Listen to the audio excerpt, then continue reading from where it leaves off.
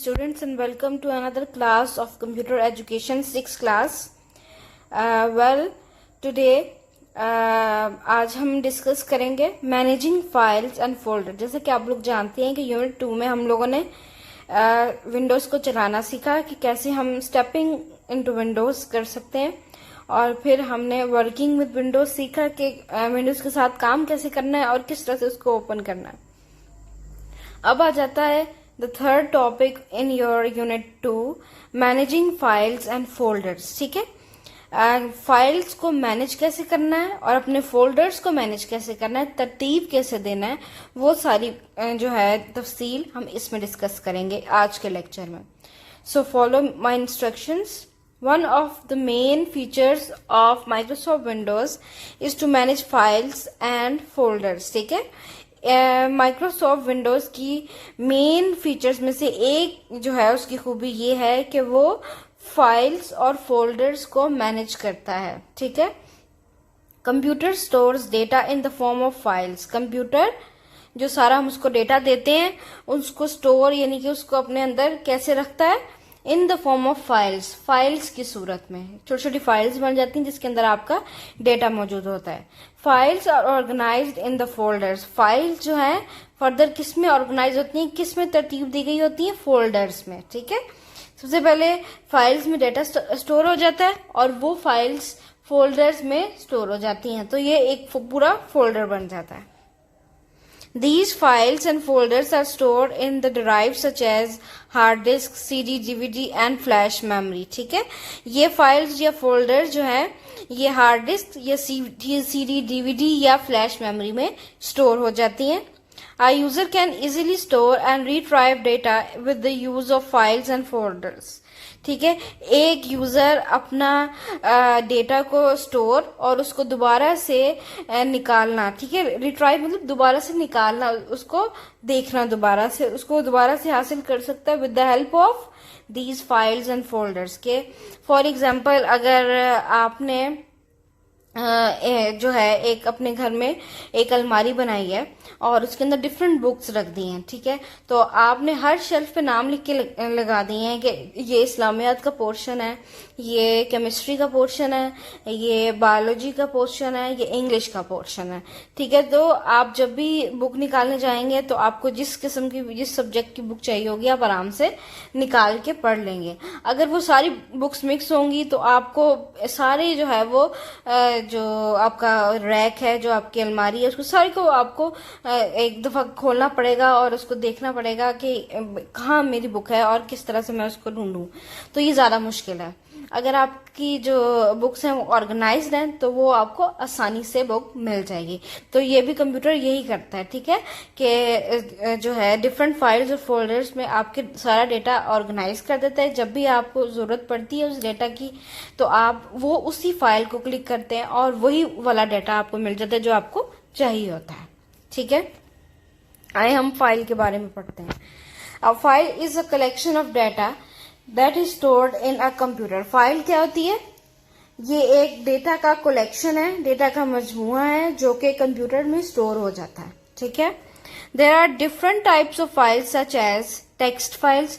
बहुत टाइप की फाइल्स होती हैं, जिस तरह text files, graphic files, sound files and program files. ठीक है, अगर आपने टेक्स्ट जो है स्टोर किया तो टेक्स्ट फाइल बन जाएगी। अगर आपने कोई तस्वीर जो है स्टोर किया तो वो ग्राफिक फाइल्स में चली जाएगी। साउंड्स अगर स्टोर किए तो वो साउंड फाइल्स में चले जाएंगी। और प्रोग्राम फाइल्स में अगर आपने कोई प्रोग्राम उसके अंदर डाउनलोड किया कंप्यूटर में तो वो बन जाएगी file. Files can be stored in various storage devices such as hard disk, flash memory, drive, CD and DVD drives। ठीक है, ये सारा जो है हार्ड डिस्क वगैरह इसके अंदर आपकी फाइल्स स्टोर हो सकती हैं, जिस तरह कि हम पहले भी पढ़ चुके हैं। A file consists of two parts, name and type। ठीक है, एक फाइल दो पार्ट्स पे मुश्तमिल होती है, दो हिस्सों पे मुश्तमिल होती है, जो है नेम और किस्म। Suppose you want to save the picture of your friend and give it a name, picture। ठीक है, अगर आपने अपनी किसी फ्रेंड की फोटो सेव करनी है तो और उसका नाम आपने पिक्चर रखेंगे तो कंप्यूटर उसको सेव कैसे करेगा? The computer will save it as computer dot JPG, ठीक है। ये जेपीजी ये टाइप है, किस्म है पिक्चर की। ये कंप्यूटर में ऑटो जनरेट हो जाती है और पिक्चर आपने इसका वैसे ही नाम रखा है। ये देखें बच्चों, पिक्चर यानी कि फाइल नेम ये उन्होंने निशानदेही की हुई है, और जेपीजी का मतलब है फाइल एक्सटेंशन, ये टाइप। नेक्स्ट है फोल्डर। फोल्डर क्या होता है? फोल्डर्स आर लाइक एनवेलप्स और drawers in which a user can place data, ठीक है। अब जो फोल्डर्स हैं वो एक किस्म के जो आप कबर्ड में ड्रॉअर्स यूज करते हैं या एनवेलप्स यूज करते हैं। एक एनवेलप में अगर आप जो है डिफरेंट चीजें डालकर तो अपनी फ्रेंड को देते हैं, तो इसी तरह कंप्यूटर में भी डिफरेंट फाइल्स जो है फोल्डर्स में स्टोर होती जाती हैं, जिस तरह एनवेलप में चीजें होती हैं, ठीक है। A folder can contain files and even other folders। एक फोल्डर में फाइल्स होती हैं या उनमें उसमें अलग और भी फोल्डर्स हो सकते हैं। They are use to organise data. ये डेटा को तरतीब देने के काम आता है। जैसे मैंने आपको एग्जांपल दी कबर्ड की, कि तरतीब से अगर डेटा पड़ा होगा तो आपको आसानी होगी। कंप्यूटर भी यही करता है। ये देखिए बच्चों, फोल्डर आइकन इस तरह से आपको दिखेगा। ये फोल्डर आप बना लेते हैं, उसके अंदर आप क्लिक करते हैं तो जो आपने उसके अंदर स्टोर किया होता है 1 बाय 1 वो आपको दिख जाता है। इंपॉर्टेंस ऑफ फोल्डर्स, ठीक है। Importance of folders. Suppose Ali is looking for his math book from a big pile of books. He will have to sit through the piles of the books to find math book. The same thing can happen if someone does not use folders to store data. ठीक है, मैंने जो आपको example दी है वो पहले cupboard वाली, कि एक ढेर लगा हुआ है बुक्स का, उसमें से अली ने अपनी मैथ बुक निकालनी है। अब वो मैथ बुक निकालने में उसको बहुत मुश्किल होगी, ठीक है। बहुत ज्यादा वो जो है उस ढेर में से एक एक करके एक एक बुक को देखेगा, तो तभी जो है वो उसमें से मैथ बुक निकालेगा। तो अगर आपके पास फोल्डर्स नहीं है, आपने ऑर्गेनाइज नहीं किया हुआ, आपने लेबल नहीं किया हुआ, तो आपके साथ यही होगा, ठीक है। और आप इसको जो है बुक को अच्छे से फाइंड आउट नहीं कर सकते, ठीक है। On the other hand Ali can arrange books in the book shelves, ठीक है। अगर आप बुक शेल्फ में, ये देखिए इस तरह मैंने आपको example the, shelf 1, shelf 2, shelf 3, shelf 4 and shelf 5। अगर आप डिफरेंट शेल्फ्स के नाम रख लें कि इस शेल्फ में इस सब्जेक्ट की बुक्स हैं, तो आप जब भी उस सब्जेक्ट की बुक पढ़ना चाहें तो आप आसानी से जाकर उसमें से निकाल सकते हैं, रादर देन कि अगर ढेर देखेंगे और सारी बुक को खंगालेंगे और निकालेंगे तो वो मुश्किल होगा। ये ठीक है। When Ali wants to look for a particular book, it is now much easier to find because they have been organized into several categories, ठीक है। Similarly, data in a computer can be organized in the same way with the help of folders।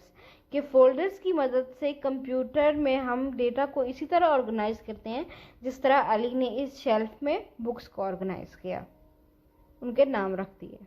इसी तरह हम भी अपने data का नाम रख देते हैं और उसको फोल्डर्स में सेव कर देते हैं, ताकि जब हम इसको ढूंढने बैठें तो हमें अली की तरह मुश्किल ना हो ढेर में से बुक निकालने के लिए। Several folders can be created in the computer। बहुत सारे फोल्डर्स हम कंप्यूटर में क्रिएट कर सकते हैं। फॉर एग्जाम्पल मैथ फोल्डर होता है, ठीक है। मैथ फोल्डर में हम मैथ की सारी कंसर्न चीज़ें रखेंगे, मैथ्स के रिलेटेड सारी चीज़ें होंगी। इंग्लिश में हम इंग्लिश के नोट्स रखेंगे, बुक रखेंगे, ठीक है। कंप्यूटर में हम कंप्यूटर के रिलेटेड होगी, और साइंस में साइंस के रिलेटेड। सो डिफरेंट फोल्डर्स बनाने का यही मकसद होता है कि हमें इजीली मिल जाए डेटा जब हमें उसकी ज़रूरत हो, ठीक है। So keep that in mind। Next है हमारे पास drive. What is a drive? हम पढ़ चुके हैं कि ड्राइव क्या होता है। A storage area in any storage device is known as drive. के एक स्टोरेज एरिया या जो होता है एरिया जिसमें स्टोरेज डिवाइस में जहां पे स्टोर होती हैं चीजें, उसको कहते हैं ड्राइव। जैसे एक यूएसबी में जिस जगह छोटी सी एक चिप लगी होती है, उसमें जाके डेटा स्टोर हो जाता है, तो उस जगह को, उस चिप को कहते हैं ड्राइव, ठीक है। Drives are named by letter followed by a colon, ठीक है। जो ड्राइव्स हैं उनको नेम किया जाता है, एक लेटर दिया जाता है और फिर उसके आगे कॉलन, यानी कि दो नुक्ते जो होते हैं ना एक साथ ऊपर नीचे जो लगे होते हैं, उसको कहते हैं कॉलन, ठीक है। The storage device can be a floppy disk, a CD DVD, a hard disk and a USB flash memory. ये आपको बार बार पता चल रहा है कि स्टोरेज डिवाइस कौन कौन सी होती हैं, आपने अपने दिमाग में बिठा लेंगे ये बात। क्या करते हैं बच्चों इसमें, ओपन माई कंप्यूटर खोलें, ठीक है। डेस्कटॉप पर से आइकॉन पे डबल क्लिक करिए, जैसे कि आप जानते हैं उसको खोलें, या और भी आपके पास ऑप्शंस हैं जो हम पहले डिस्कस कर चुके हैं। माई कंप्यूटर आपने खोल लेना। ये देखिए माई कंप्यूटर में लोकल डिस्क, ये देखिए बच्चों लोकल डिस्क नजर आ रही है, थोड़ी डबलिंग हुई है लेकिन थोड़ा सा वाजिया हो रहा है। लोकल डिस्क सी लिखा हुआ है, ठीक है। इसके आगे कॉलन लगा हुआ है, 2 नुक्ते। फिर डिस्क वॉल्यूम 2, इसके आगे डी के आगे कॉलन लगा हुआ है। डिस्क वॉल्यूम 3 ई, ठीक है, इसके आगे कॉलन लगा हुआ है। और डिस्क वॉल्यूम 4 के आगे एफ के आगे कॉलन लगा हुआ है, ठीक है। यानी कि हर अल्फाबेट या जो भी ड्राइव होगी उसके आगे कॉलन लगा होता है। या CD DVD आप इसके साथ अटैच कर देंगे, उसके आगे भी कॉलन लगा होगा। फ्लैश मेमोरी के आगे भी कॉलन लगा होगा। हार्ड डिस्क जो भी कंप्यूटर में बिल्ट इन है तो उसके आगे सारी जो ड्राइव्स हैं उसके आगे भी कॉलन लगा होगा, कॉलन जो नुक्ते। सो ये आपने देख लेना है, ठीक है। ये होती है ड्राइव जहां पर हमारा डेटा सेव होता है एक स्टोरेज डिवाइस में, ठीक है। ये माई कंप्यूटर विंडो खुली हुई है और ये CD drive, hard disk drive, ये देखिए लिखा हुआ। In this window, user can access and get information about all disk drives and other hardware connected to the computer।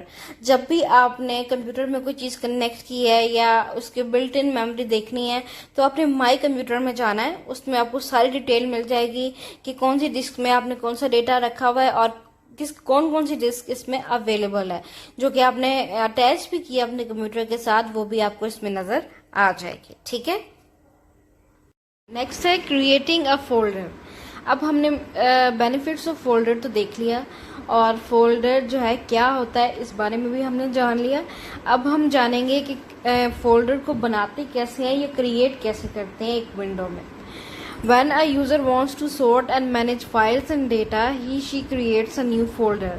जब एक यूजर को लगता है कि उसे फाइल्स और डेटा को मैनेज करना है तो वो एक न्यू फोल्डर बना लेता है। There are different methods of creating a new folder in Microsoft Windows।